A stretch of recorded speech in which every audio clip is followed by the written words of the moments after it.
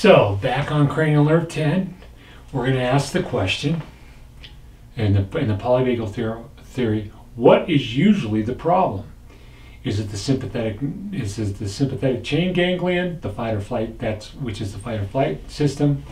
Is it the dorsal vagal branch, which is the freeze and depressive and syncope, which is pass out system? Is it the ventral vagal branch, which is the normalization and appropriateness and optimization system? Usually the problem lies in not having enough of the ventral vagus branch, not having enough of that input.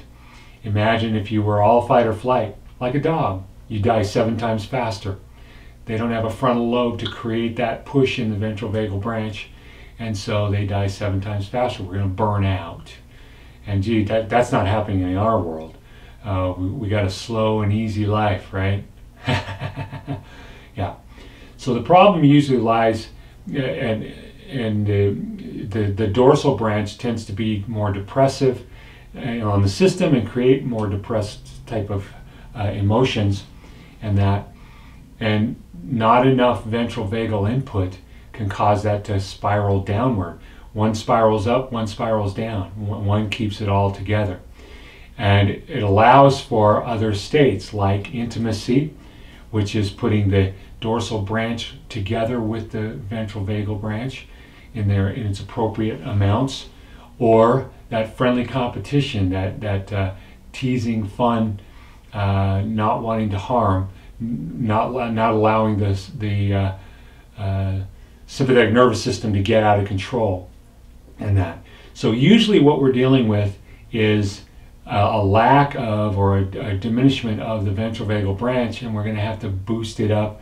We're going to have to teach the system to work it. Now realize that these systems are reflexogenic, so they're brainstem and below, but they have input from above, from the frontal lobe through the reticular tract. Well, we'll get into that later, but we need to make sure that the brainstem and spinal cord have everything that they need. We've talked about that as being the car, particularly the car being the brainstem and the spinal cord. And you can have a car, it's got everything in it, it can run by itself, but it doesn't have a driver. And the three-tiered driver are the basal ganglia, the limbic brain, and the neocortex.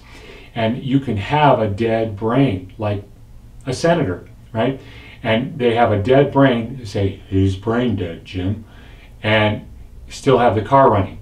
So that's the car running, but the driver is dead. Well, in this case, we need to make sure that the parts of the car are functioning appropriately. Then we'll be working with making the upper parts, particularly the frontal lobe, to do its job to make that appropriate from a upper brain point of view. So we'll get more into that. We've got lots of things to talk about, including developmental parts of the system, and why these things either didn't grow that way, or why they have a problem, or why they came about, like, let's say, through a brain injury. So that's what the problem usually is. So we're going to learn to deal with it. I've got lots of ways to deal with it here in the office, and we're giving you 3 exercises. We're actually going to give those exercises right away. You're not going to have to wait for them, and we want you to do them every day.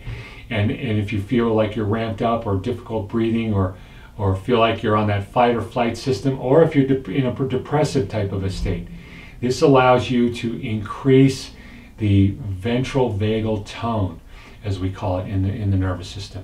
So I hope you enjoy that, and we'll see you next time. We're going to talk about a unique theory in vagal theory relating to cranial nerves 9, 10, and 11, and its relationship too with 5 and 7. So we're going to do that next. So look forward to hearing from you. Hope you enjoyed it, and we're here when you're ready to take your life back. Thank you. Bye.